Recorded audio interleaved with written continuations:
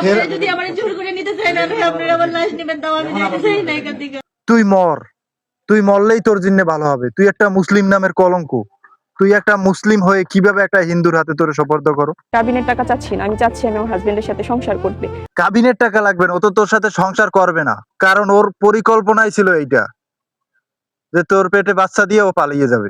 আমার বাচ্চাটার বাবা পরিচয় দিতে। বাবা পরিচয় তো দিবেই না, কারণ ওর উদ্দেশ্য ছিল খারাপ। ওর উদ্দেশ্য ছিল মুসলিম মেয়েদের হেনস্থা করা। অন্য ধর্মের ছেলেকে বিয়ে করার কারণে হয়তো আমার বাবার মনে খুব আছে, আমার বাবা আমাকে আগেই বাসা থেকে বের করে দিয়েছে। তোর বাপ তো ঠিক বলছে, তোর মতো কুলাঙ্গার মেয়েরে বাড়িতে না উঠানোই ভালো। উঠাবে তো না, উঠাবেই না, আমি এর প্রতি একমত। তোর মতো কুলাঙ্গার মেয়ে এলাকায় দেখলে লাইতে ইয়ে পিছের দা পিড়েই ধাবড়াই দেওয়া লাগবে। ওপেনে ডিক্লেয়ার দিয়ে মুসলমান মেয়েদেরকে তারা এই প্রেমের ফাঁদে ফেলে তারপর গর্ভের সন্তান দিয়ে সাংবাদিক ইলিয়াস হোসেন ভাই যা বলছেন তা বাস্তব কথা। মানে এটা তাদের বিশ্বাস যে তারা মুসলমানদের পেটে এইভাবে তাদের সন্তান দিতে দিতে একসময় এখানে সব নাকি তাদের ধর্মের লোক হয়ে যাবে। মুসলিম মেয়েদের অনেক সতর্ক থাকতে হবে। আপনারা আপনাদের কাদের হাতে তুলে দিচ্ছেন সেটা একবার দেখে শুনে দিয়েন, কারণ ওদের পরিকল্পনা অন্যরকম। ওদের পরিকল্পনা খারাপ।